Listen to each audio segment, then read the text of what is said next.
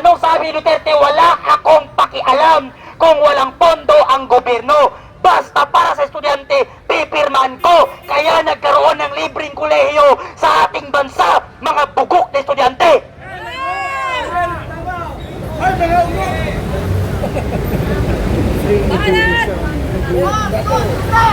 Diba? Tutang! Diktator! Kasista! Adik banget lutang, bugok adik, lutang adik, lutang lutang, lutang adik, lutang adik, lutang adik, lutang adik adik, adik lutang, adik lutang, adik lutang, bobong estudyante, tarantadong estudyante na walang alam, bugok na estudyante. Yan. Yan ang mapapala ng mga estudyanteng hindi marunong mag-research.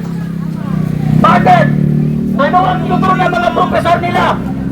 Ang tinuturo ng mga profesor nilang mga bugok, mamamate tao si Duterte. Pero hindi nila sinasabi kung ano ang sinasabi ni Duterte. Mga adik kagaya mo. Estudyante ka pa lang pero bugok ka na. Estudyante ka pa lang pero nag-rugby ka na. Estudyante ka pa lang pero adik ka na. Yan ang mapapala nyo pag ang profesor ninyo bugok. Yan ang mapapala ninyo pag teacher ninyo bugok. Kaya ang mga estudyante ngayon, karamihan sa estudyante ngayon, pag tinanong mo about sa lipunan, walang alam.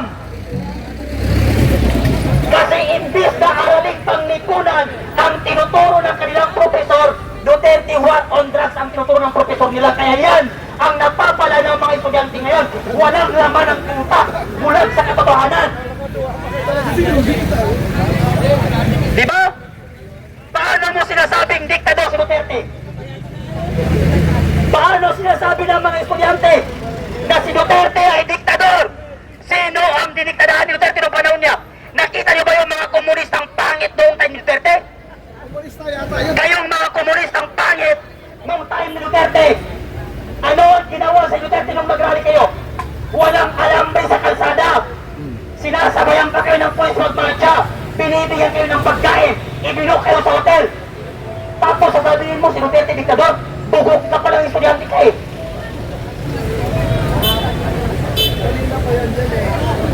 Kahit sinong estudyante, estudyante ng UP Diliman, estudyante ng UP, kahit saang university sa Pilipinas, hahamunin ko kayo ng debate patungkol sa mga legacy ni Duterte at kakaantin ni Duterte.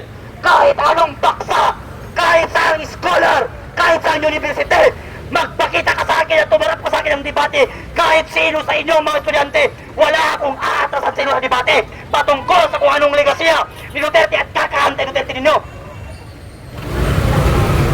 Kung gusto nyo, isama nyo pa pati profesor ninyo, pati principal ninyo. Kung hindi pa kayo kontento, pumunta kayo ng Malacanang. Yayain na si Claire Castro. Isama ninyo, magpatong-patong kayo ng mga profesor ninyo. Patutunayan ko sa inyo, lahat kayo bugok. Yan ang mahirap sa atin. Bulag tayo sa katotohanan, bingi pa tayo sa katotohanan. Yang mga estudyante, ano ang napala nyo kakaante Duterte ninyo? E di ang daming nirip, ang daming namatay na estudyante ngayon. Kakaantay Duterte ninyo, bumalik ang mga kidnapper at mga durugis at drug lord. Ngayon pumunta ka ng Baseco, pumunta ka ng Baseco, pumunta ka ng Tondo, pumunta ka ng Quiapo, Divisoria, Bulacan. 8 years old pataas, nagrarapti kahit kasiksigan ng araw.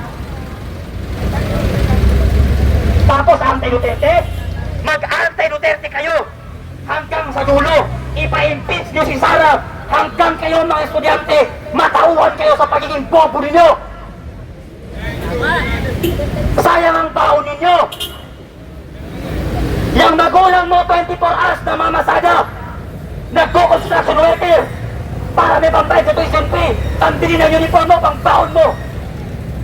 Tapos ang isusukli mo, pagiging tarantado mo, nasasama ka sa mga komunista para isigaw na si Duterte ay diktador. Saan siya dumikta?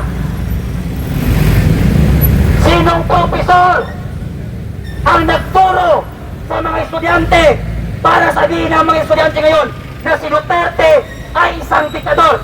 Sinong profesor? FCA, professor na FCA. Si Joe Masison, na kalbo, na lahat ng presidente masama sa kanila dahil ang gusto niya siyang maging presidente. Nalaman niyo yung nangyari sa Cebu dati? Sa Visayas? Yung isang munisipyo, walang nakaligtas, pinatay lahat ng CPP-NPA.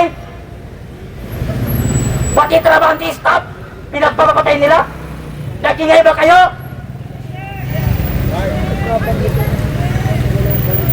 Tapos kung makapagsalita kayo ng diktador, akala ninyo, ang gagaling ninyo. Magsama-sama kayo. Suportahan niyo si Renico dahil yan ang pag-asa tungo sa kamatayan ninyo. Tapos pag binomba kayo ng sundalo, sabihin nyo, nagbigay lang kayo ng mga food pack, binomba kayo. Paano kayo hindi bombobahin? Eh may hawak kang Armalite. Kaya nga mga estudyante, pag-aralan ninyong mabuti kung bakit nyo sinasabi na si Duterte ay diktador at tuta ng China. Dahil ang China, mula noon, walang history na nanakop sila ng bansa. Pero ang Amerika, meron.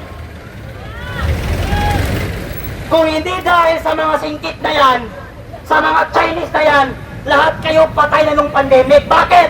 Saan galing ang itinulog sa inyo? Sa inyo ba? Galing ng China. Yung mga tulay na dinadaanan ninyo, pera ng China. Nag-commit ang China dyan ng 500 billion para magkaroon tayo ng magagandang tulay. Yang binondo, pera ng China, hindi pera ng gobyerno.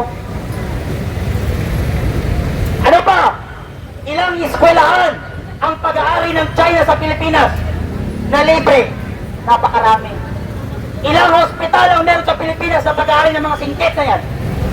At saan eskwelahan dito sa Pilipinas ang ipinatayo ng Amerika? Saan dito sa Pilipinas ang hospital na ipinagawa ng Amerika? Base militar lang ang makikita ninyo. Yan ang trabaho ng Amerika. Manira at magpaaway ng bansa. Kaya yan, si Trapo McDonald Trump, na hindi pala McDonald. Nasali pa si McDonald. Ano ba yan? McDonald Trump o no? Donald! McDonald Trump. Kaya mga kababayan kong Pilipino, Supreme Court, balikan ng Supreme Court, ayanin yung mga komunista rin. Kasi lahat man yan, mapusukaan man yan. Bombahin man yan ng mga sundalo. Tapos pag bumiyak ang inyong magulang, paghingi ng kabaong, tumawag ng ibig, sino ang sasakit ng ulo kakaisip pambili ng kabaong? Pambili ng pambayad ng sementeryo. Hindi ba magulang ninyo? Mag-isip pa sila nyo kung pag binomba kang NPA ka? Hindi! Nanay at tatay mo ang magpuproblema. 10 taon nilang pagtatrabaho ng jeepney para may libing ka lang sa sementeryo yung daw kang NPA ka. Kaya kataas-taas ang hukuman ng Republika ng Pilipinas, nakita mo na kung gaano kawalang hiya ang mga estudyante ngayon, kung gaano kawalang hiya ang ating administrasyon ngayon para i-brainwash sa mga estudyante na magsabi ng anti-Duterte dahil si Duterte ay diktador. Wala ka na kung naisip na diktador si Duterte. Kasi nakita ko man yung mga rallies sa nung time niya, malaya mag nakakapag-rally. Diba?